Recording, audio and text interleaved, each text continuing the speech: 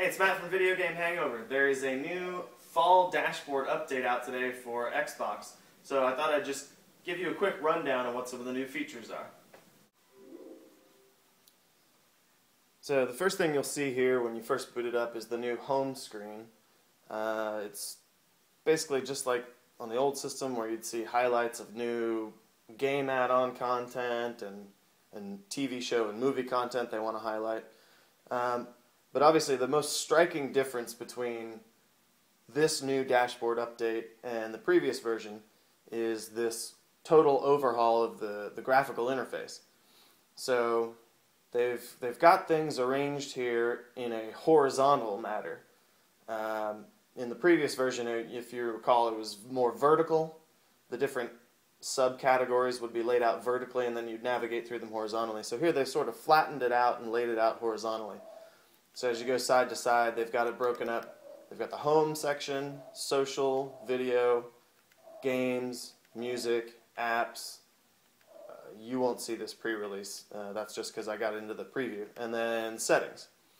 So you can bounce between these with the shoulder buttons, or you can just use the stick to individually navigate through each item. And what they're doing with this tiled interface is trying to mimic the Metro style interface that you've seen in Windows Phone 7 and in the upcoming Windows 8, to kind of bring it all together and give a unified look and feel across the different platforms. So this update is for every Xbox owner, but the people who are going to see the biggest, most noticeable difference in feature set is people who own a Kinect. And so I've got a Kinect hooked up right now, and I can do things like try out the new Bing search feature. Xbox, Bing, Rage, Bing, Rage. So whenever you do a search, it's going to search through game content, movie and TV content, apps, all these different sources of content. And, oh, well, that's an interesting error. I guess everybody's hitting the service right now because it's just gone live this morning. Then over in the video section, it's pretty standard what you'd expect to see. It's all of the different video content all in one place. You can view your currently installed video apps, and you can go to the Zune Video Marketplace if you wanted to shop for additional content. Then here in the game section, they've laid them all out horizontally in a flattened horizontal list, and it's strictly listed in alphabetical order now.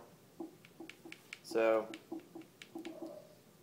luckily you can use the bumper buttons to jump a whole page at a time, because if you've got a lot of games, it could take a while to navigate through one by one. Music section, similar to the video section, kind of grouped all together in one place. And then this app section is new as well. So as they've added Netflix and Hulu Plus and more apps, and they've got a whole slew coming soon, this month, later this month, next year, it made sense to have an entire category dedicated to apps. So you can see My Apps will show you the ones you've already installed. And it's got a lot of streaming partners, but it's also got things like your music player, picture viewer, video player, things that are just local apps. And then you can also go to the Apps Marketplace, where you can download additional apps. Now right now, there's not a whole lot there. I mean, things like Netflix, Hulu Plus, and ESPN, we've had those all along. So that's really nothing new. But they've added Epix, Sci-Fi, Dailymotion. Dailymotion is just kind of internet and video clips. Sci-Fi, I poked around in there earlier, and unfortunately I didn't really see any full episodes of any shows. It was mostly just behind-the-scenes clips and little teasers and things like that. And then the Today Show section will let you watch clips from NBC's Today Show. Then there's Last.fm, which also we've had before. Now this Coming Soon button piqued my interest, but it doesn't do anything right now. And then we've got the social apps for doing Video Connect, Facebook and Twitter. You see across the top they've got them broken down by social, music, and video. So as time goes on, this is going to fill out. YouTube is coming. Verizon's going to be adding the ability to watch live TV on something like 27 channels or 26. If you are a Verizon Fios Internet and Fios Television subscriber already. So it's definitely a welcome addition to have all this content, but at the moment it's a little bit limited. But again, this update just launched today, so expect to see more there. So like I said, Kinect owners are going to get the most amount of added functionality out of this update. Now I've got a Kinect hooked up right now, so I'm going to show you a little bit of what I mean by that. So I'll just wave, and now I've got my hand cursor, and you can kind of cursor over these different sections to go straight to them. And you'll notice this redesigned tile interface is really well suited for this style of navigation with the Kinect.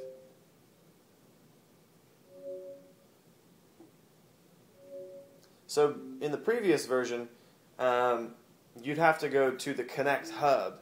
You couldn't navigate the entire interface using the Kinect. So one of the big things that this update does is now you can. So I can wave through the interface from paging from one section to another just by using my hands, by sort of sticking them to the edge and then moving them, swiping them horizontally across. So that's a really nice feature. And you can also use your voice. Video. Xbox. Video. Xbox. Apps. My apps. Netflix. With the previous version of the Netflix app, it supported the Kinect, but only in a limited manner. So you could only browse the suggested titles using Kinect. So now the Netflix app has been updated so that you can fully use Kinect through the entire app, which will be a welcome change for anybody who's got a Kinect. So they've got it laid out in horizontal rows, and then you can flip up and down to navigate through them. And let me show you. So here's my little hand cursor. I can hover over a title to select it, or I can hover over these arrows to navigate through the rows. If I just hold it there, then it'll keep flipping through the different genres and categories. And then if I wanted to play something, like if I wanted to watch How I Met Your Mother, I could just hover over it, and then hover over the play button, and it would start playing.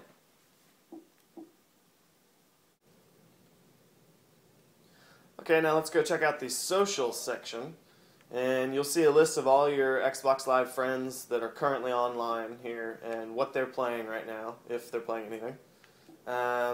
You can go and look at all your friends by selecting friends. You see all my offline friends here. But also in this friends section, they've got beacons and activities. Now, beacons is a pretty cool new feature of the update. And what that allows you to do is to broadcast out to all your friends what you would like to play, even if you're not currently playing it. So, for instance, I could go in here, and if I wanted to set a beacon, it's going to show the last 5 games or apps that I've been running. Now, these are all apps because I was testing them out.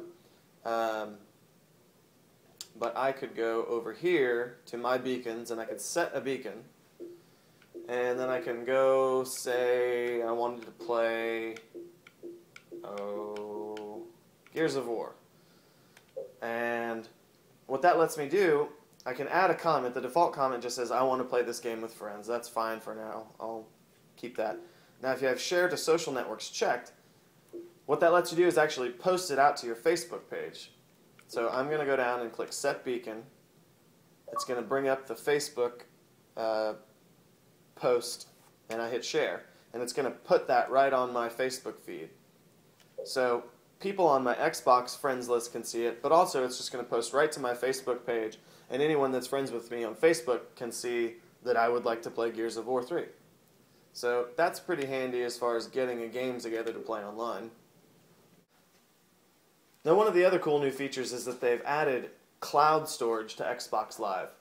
So if you go over here to the settings section, then you go into System and down to Storage. In addition to your local hard drive and any flash drives you've got inserted, you'll see cloud save games. So you'll be actually saving your save game data online. So I've uploaded a couple of things just to see how it works. They're giving you, I believe, 512 megabytes of storage. So that's not a ton, but if it's just for save games, I think that's more than enough, and it's certainly more than you get from PlayStation Plus, where they only give you 150 megabytes of storage. So if I wanted to, I could go into my hard drive, find a save game like Assassin's Creed, and select that, and I could copy it, and then just pick Cloud Save Games, and it's going to copy it right onto their servers. Now, since this shows up just like an additional device, you'll actually be able to do that within a game also. So you can actually save directly to the cloud from within a game. So it should be pretty handy. Now, in addition to cloud storage, they've also sort of overhauled the way that setting up a profile on a different Xbox works. So before, you'd have to migrate your profile, sort of move it off of one console if you wanted to use it on a different one. And now you'll be able to just sign in, and it'll pull it all down from the internet, which is nice. So that's it. I hope you enjoyed our little rundown of the new features. If you have any questions, feel free to drop us a comment under the post, or hit us up at VG Hangover on Twitter. Thanks for watching.